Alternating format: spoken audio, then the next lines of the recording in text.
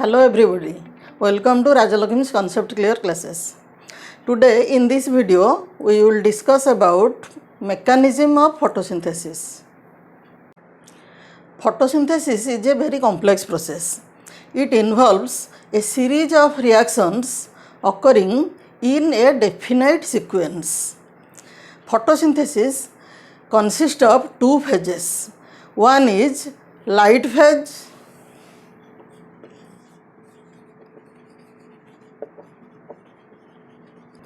or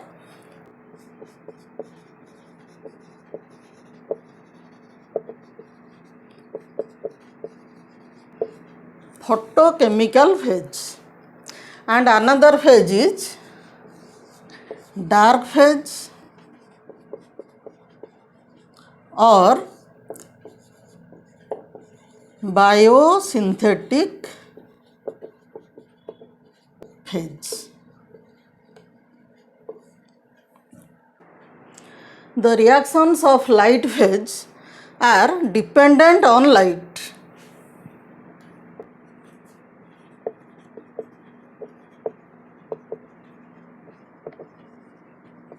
And known as light reactions.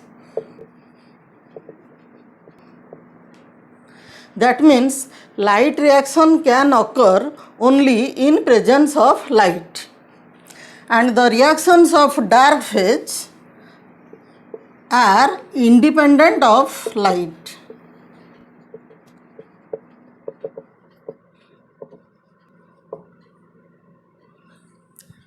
And is known as dark reaction.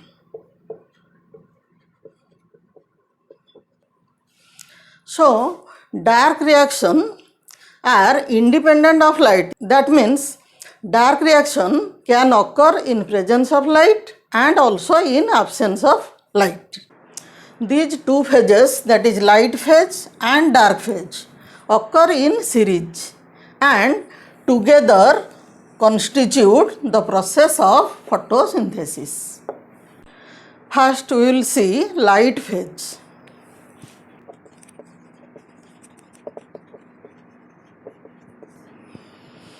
Light phase is also known as photochemical phase.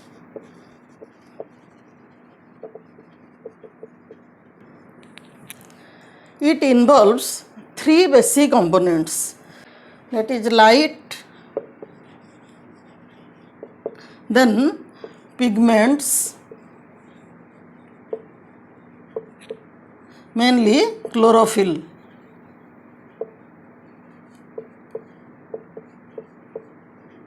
and water.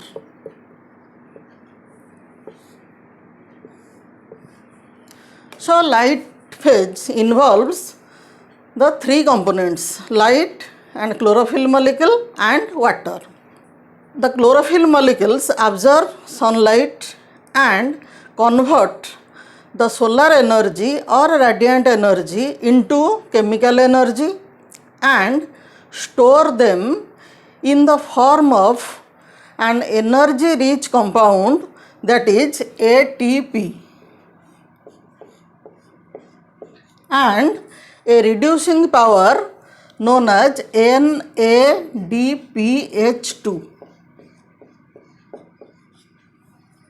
ATP is adenosine triphosphate,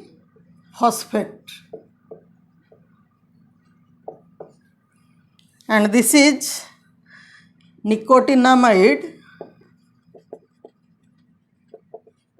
adenine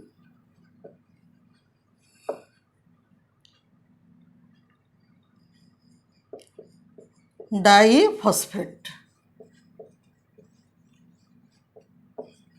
and H2 is reduced form of NADP, that is nicotinamide adenine diphosphate, and ATP is adenosine triphosphate. During the course of this transfer of energy, the breaking down of water or dissociation of water molecules takes place into hydroxyl ion and and hydrogen ion, and finally oxygen is liberated. So light reaction involves the formation of ATP and NADPH2, and oxygen is liberated during the light reaction. The light phase of photosynthesis involves number of events. The first and most important event is light and its absorption. The sunlight that comes to the earth consists of number of wavelengths or different wavelengths. If the light is allowed to pass through a glass prism, then it resolves into 7 colors that we know as Vibgyor.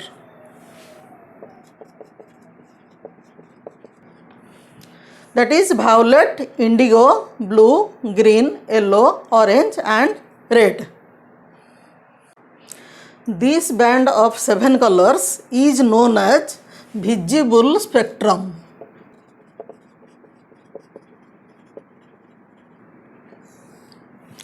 In this visible spectrum, we see that the violet has the shortest wavelength.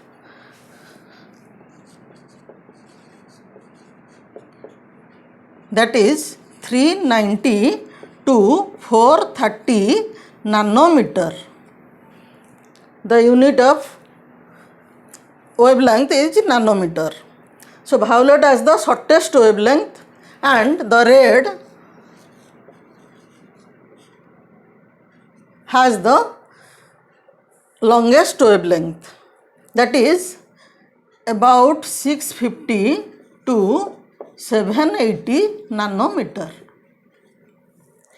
The wavelength shorter than violet or shorter than 390 nanometer is known as ultraviolet radiation, and the wavelength greater than 780 nanometer is known as infrared,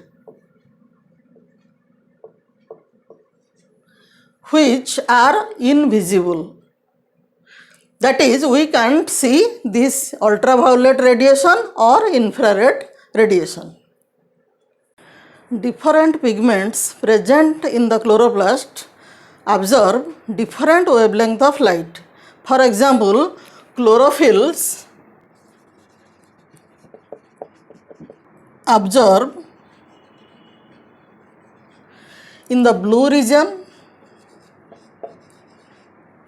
that is 470 to 500 nanometer, and at the red region, that is 650 to 780 nanometer. Similarly, carotenoids absorb blue and green region of the visible spectrum, and the phycobilins absorb at the green and orange region of the spectrum. And we know the chlorophyll A molecule is the primary photosynthetic pigment, and all other pigments, that is all other chlorophylls and carotenoids and phycobilins, are known as accessory pigments or antenna pigments. The chlorophyll A molecule directly absorbs sunlight, and these pigments also absorb the light in different regions of the visible spectrum and transfer them to the chlorophyll A molecule, which is then activated or excited to initiate or start the process of photosynthesis. The absorption of wavelength of light by different pigments can be measured by an instrument known as spectrophotometer.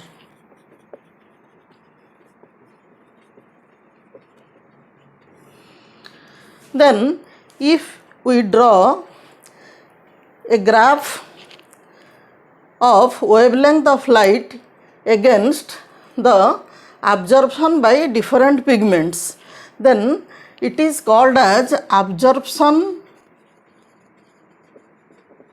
spectra.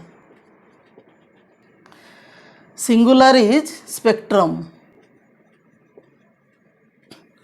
So if we draw the absorption of one pigment only, that is called as absorption spectrum. When we draw the absorption of wavelength of light by different pigments, it is known as absorption spectra.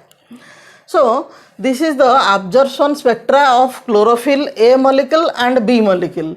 We see that both of them has two peaks. One peak at the 400 to 450 nanometer, that is blue regions, and again at the 650 to 700, that is the red region or the far red region.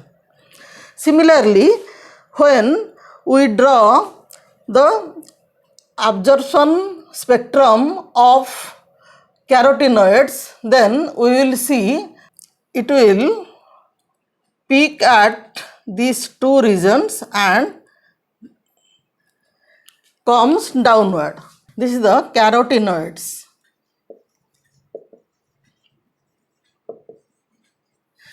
So we see that carotenoids has the wavelength absorbance at 450 to 550. That means the blue region and the green region of the visible spectrum. Then another pigment, there is the phycobilin. When we draw the phycobilin or the absorbance of phycobilin, then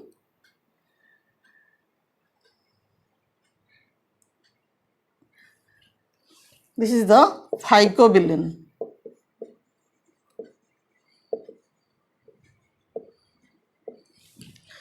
So we see the phycobilins absorb at the green region and the orange region. So we see the different pigments absorb the wavelength of light at different regions. Then we can draw another graph which show the wavelengths against the percentage of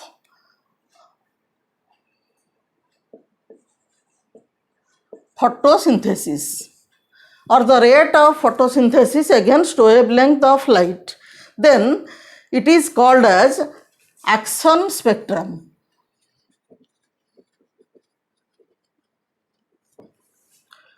So absorption spectrum is the absorption of different wavelength of light by different pigments. The action spectrum is the percentage of photosynthesis or effectiveness of photosynthesis in different wavelength of light. So when we compare the action spectrum with the absorption spectrum, then we will see the action spectrum is closely resemble the absorption spectrum of the chlorophyll molecules. That means chlorophyll A molecule is the main pigment for photosynthesis. But there is some slightly different. It is exactly not coincide with each other. It is slightly different. So that means other pigments also carry out or other pigments also involved in photosynthesis. They absorb the light energy in different wavelength of light. And we know that the chlorophyll A molecule is the reaction center or the primary pigment, and all other pigments that is the chlorophyll B, C, D, E, and the phycobilins and carotenoids. All are called antenna pigments. They also absorb the wavelength of light, but they transfer their light to the chlorophyll A molecule, which is then excited to initiate the process of photosynthesis. So if you have any doubt regarding this video, you can ask me in the comment section. If you like my video, please like, share and subscribe to my channel. Thank you.